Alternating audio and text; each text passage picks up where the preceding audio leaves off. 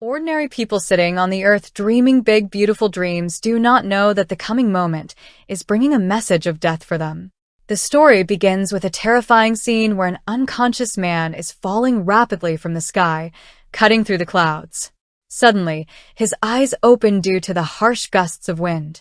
Seeing himself in the jaws of death, he pulls the lever of his parachute in a panic to save his life, but unfortunately, it doesn't work. When the ground comes right over his head, naturally his automatic backup parachute opens, slowing down his speed a little, and he crashes hard through the thick trees onto the ground and becomes unconscious again. He was lucky that the layer of trees saved his bones from breaking. When he regains consciousness again, we find out that this man's name is Ryan. Looking at the terrifying forest around him, Ryan is surprised as to how he reached this island. Before he could even get out of this confusion, another parachuter lands successfully right next to him. This man is a fierce gangster from an enemy country who points his gun at Ryan without thinking as soon as he arrives. Ryan very cleverly calms him down, saying that there is no use in enmity. I am helpless here myself and will not cause you any harm. The gangster is just about to believe his words when suddenly a third man falls from the sky like a stone on the ground, and his body is blown to pieces in front of their eyes because his parachute could not open at all. Looking at this horrific scene, both of them are just thinking of going near that dead body when suddenly indiscriminate firing starts at them from the bushes of the forest, protecting themselves, from which both of them start running rapidly. Ryan very cleverly cuts the enemy's path, comes from behind, and puts a gun to the head of the person firing. Ryan tells him in a harsh voice to stop firing. We are not your enemies, but are stuck in this well of death just like you. Hearing this, the man who is firing, whose name is Marcus, calms down a bit and tells that he was in a military conflict where someone knocked him unconscious from behind, and when his eyes opened, he was in the air. He thought that the other people were enemies, so he fired bullets. While these three are talking among themselves, Ryan's sight falls on a girl standing in front, who is aiming a sniper at them. This girl's name is Elena, and she is a professional German shooter. Elena had quietly listened to the conversation of these three, so she understands that there is no danger from these people. After this, all four of them move forward together into the forest, and Elena tells that when she was falling from the sky, she had seen many people falling in other parts of the forest too. While these four are walking on the dense path of the forest, then we feel that someone is following them like a shadow, who is a Japanese warrior. This Japanese was very cunning. He takes off his shoes and walks behind them with completely silent steps, so that even the sound of his feet does not come, and these 4 people walking ahead do not even have a hint that death is walking right behind them. After going a little further, they find 2 more new characters who are fighting like cats and dogs with each other, but seeing these 4, they end their quarrel and join their team. Just then, they hear the sound of someone screaming terribly a short distance away. When the whole team reaches that place, they see that a man's parachute is stuck in the branches of a thick tree above, and he is hanging upside down helplessly. Ryan takes aim with his gun and cuts the rope of the parachute, and that man falls down with a thud. When Ryan asks him for his introduction, he tells that my name is David and I am a doctor by profession. Now, the situation was such that no human being in this forest knew which planet this was, nor did anyone see any way out. Compelled, all the people start looking for a way out of this torment of the forest together, and that hidden Japanese also joins their team, seeing the right time. After walking a little further, they see a pile of hundreds of human skulls on the ground.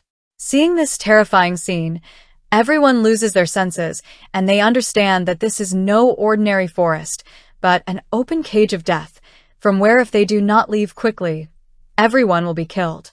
Now, while moving forward on the way, Marcus sees a very strange and beautiful plant, towards which he is suddenly drawn. As Marcus is about to touch that flower, Dr. David immediately catches his hand and stops him. The doctor tells that this is an extremely poisonous plant. Even a single drop of its liquid can paralyze the body forever. The doctor cleverly applies the liquid of that poisonous plant on his knife and keeps it safe with him, and the whole team moves forward again. While walking, suddenly their African companion's foot lands on a mysterious trap and he falls to the ground, and in the blink of an eye, a rain of sharp sticks starts falling on him from the sky, but he saves his life very cleverly. But the accident does not end here. A very heavy tree comes rapidly towards the rest of the people, but everyone escapes from the jaws of death. Then more sharp sticks start falling from above, protecting herself, from which Elena runs rapidly and suddenly is about to fall into a deep pit that she catches a stick at the last moment. But Elena's hands were slipping and sharp sticks were placed like death beneath the pit. As Elena is about to fall down, Ryan comes and holds her hand and pulls her up. Now the whole team was thinking as to who after all has spread this trap of death for us on this island. Just then Elena sees a man standing far away through the scope of her sniper who had set this trap. But when everyone reaches near that man, they see that he is already dead, and there were such horrific wounds on his body as if some big beast had torn him apart. On searching that corpse, they find a military diary, from which it is revealed that this man was a U.S. Army commander. Ryan reads the diary and says that this commander had made this trap not for humans, but to hunt some big demonic monster of this forest, because the pit in which Elena was about to fall was very deep. When everyone starts moving forward from there, their African friend feels that someone is hiding and keeping an eye on them. He looks closely at the tree in front, but seeing nothing, he walks behind the rest of the people. But friends, it is seen in the scene that indeed an invisible death was hovering over their heads, and it was watching them with its infrared fire vision. When this entire team comes out of the forest into an open field, their eyes are left wide open seeing the view there. Such a calamity stood before them, which they had never seen in their lives. Not one, but 3 big planets were clearly visible in the sky. Everyone understands that this is not our Earth, but we have come to some other celestial body, meaning an alien planet. Ryan gives encouragement to everyone, saying that if there's a way to come here, then there must be some secret way to get out of here alive too, so we must not lose heart. They were just moving forward when suddenly a secret drone passes over them, and everyone becomes alert. Just then, strange fierce beasts run rapidly towards them from the bushes of the forest. Everyone starts firing at them, and one beast's body explodes like a bomb. Just then a beast goes after the Mexican prisoner, and as it is about to tear him apart, the African companion comes and puts that beast to death and saves the prisoner's life. Dr. David did not have any weapon, so he was running ahead of the beast to save his life, and that beast got right behind the doctor. Elena comes at the last moment and makes the doctor climb a big tree, and herself clashes with that beast. But as she takes aim and pulls the trigger, she finds out that her gun's bullets are finished. Elena becomes terribly disappointed, and that beast gradually moves towards her. Elena closes her eyes, thinking that now no one can save her. But as that beast reaches right next to her, the sound of a strange whistle echoes in the forest. Hearing that sound, that beast goes behind that sound like a look-alike pet dog. Then the whole team understands that these beasts are the fake hunting dogs of this planet, and there is someone bigger than these dogs, a devil who is hunting them in this forest. Just then, everyone notices that their gangster friend is missing, and a short distance away his screaming sound is heard. When everyone reaches there, they see that their companion is sitting quietly with his back towards them. When they call out to him, he gives no answer. Elena starts going near him, but Ryan stops her and says that this could be some trap of the enemy. Ryan picks up a heavy stone and throws it towards that gangster, and as soon as the stone falls, the trap spread there becomes active, and they find out that their companion has already been killed. Ryan tells everyone that our one mistake can get everyone killed, so he has to be left here. But Elena could not see her companion suffering like this, so she fires a bullet to free him from pain forever. On walking further, they find strange large footprints on the ground, which were of that same real monster. Following those signs, they reach such a terrifying place where human corpses were hanging upside down and their skin was peeled off. Everywhere was just a river of blood. Just then they see an old predator tied to a tree. Nikolai, thinking it to be dead, just goes to touch it. That predator suddenly wakes up and lets out such a scream that everyone shudders. Just then 2 sharp sticks coming out of the ground pierce through the African companion's body, and he dies on the spot. Ryan sees some strange movement in the air and starts firing indiscriminately, out of which some bullets hit that invisible devil. But the enemy was invisible and was overpowering them, so Ryan signals everyone to run from here. Everyone runs rapidly, saving their lives, and jumps down from a high hill into the river. When they start swimming in the water to come to the bank, a drone from above sees them and goes back.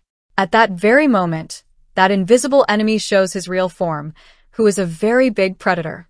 Their size was quite big compared to an ordinary predator, and these were not one, but 3 fierce hunters.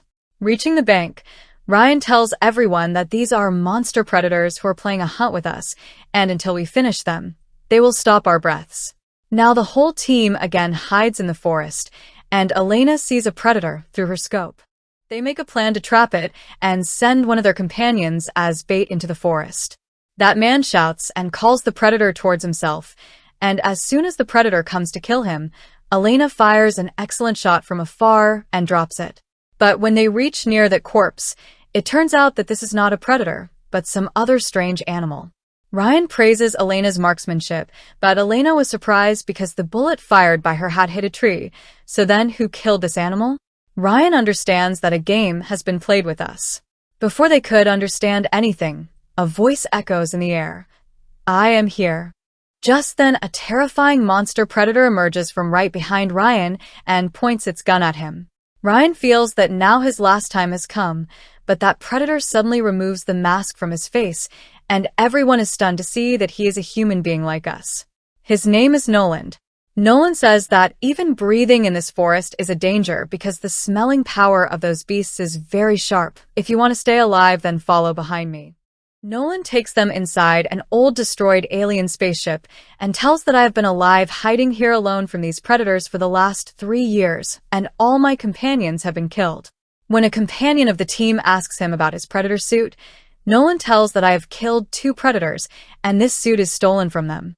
Ryan asks how can we finish these beasts? Nolan tells that they have infrared vision which sees the heat of our body even in the dark.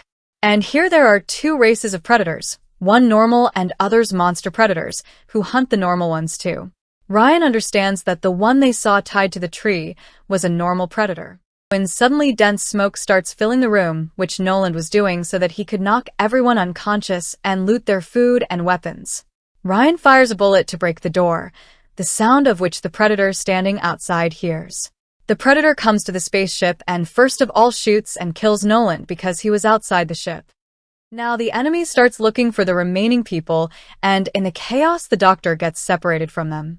The doctor is wandering alone when the predator sees him. As the doctor is about to be attacked, Nikolai comes and saves him, but during this a bullet of the enemy hits Nikolai. The doctor leaves his companion and runs away from there. The predator pierces his sharp tool into Nikolai's chest. Nikolai understands that it is his last time. He takes out a grenade in his last breath and blows up that predator along with himself in a terrible blast. The rest of the people find a way out, but hearing the sound of the blast, the second predator reaches there. The Mexican prisoner thinks that he is saved and shouts with joy, but the enemy shoots him from behind. The predator puts a gun to Ryan's head. The prisoner at the last moment attacks the enemy with a knife, but the predator picks him up and slams him on the ground and kills him very brutally. During this, Ryan and Elena leave their companion and run away.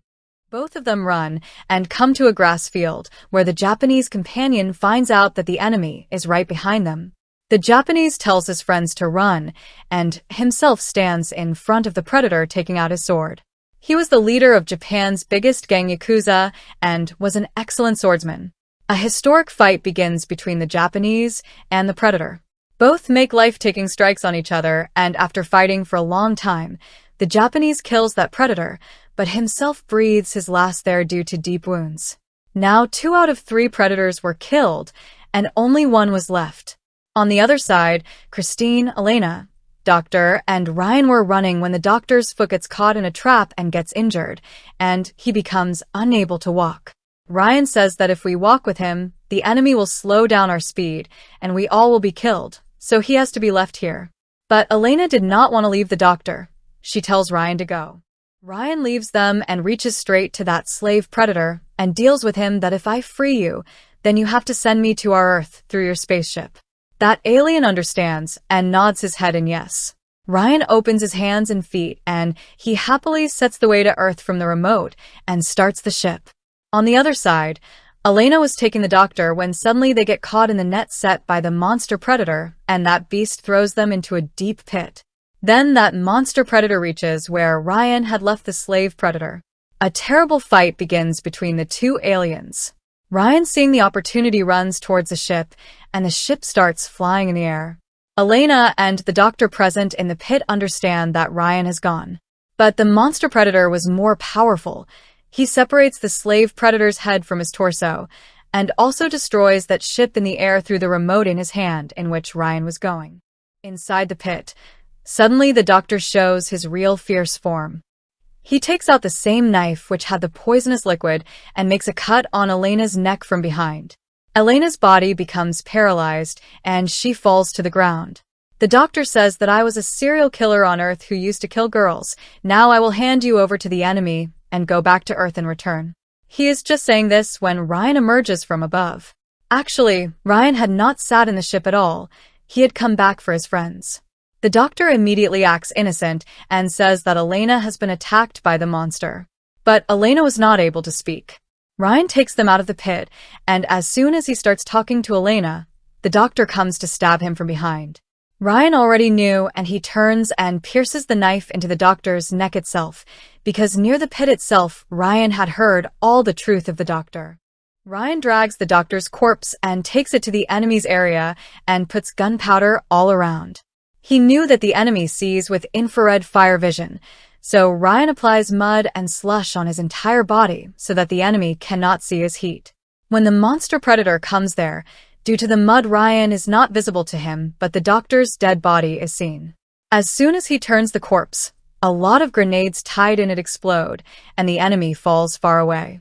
Ryan sets fire to the gunpowder, and due to the flames of fire, the enemy's vision gets spoiled. Ryan, seeing the opportunity, strikes the enemy with an axe, but as soon as the fire decreases, he hides behind a tree. The predator searches with infrared, then Ryan is not visible to him, but suddenly the fast heartbeat of Ryan beating behind the tree is heard by the enemy. As soon as the enemy fires, Ryan jumps and saves his life. The predator picks Ryan up and throws him away. During this, Elena's body becomes fine, and she crawling picks up the sniper and shoots at the enemy's chest. Seeing this, the predator in anger throws a sharp tool at Elena, which hits her shoulder. Ryan, seeing the opportunity, picks up the axe and first of all cuts that arm of the enemy which had the ship's remote, and then with a last strike separates the predator's head from his torso. Next morning, when both look towards the sky, they see hundreds more parachutes falling down, which meant that the game of death was not over yet. But Ryan holds Elena's hand and says that I have the control of this alien remote and we can go back home. And with this story ends right here.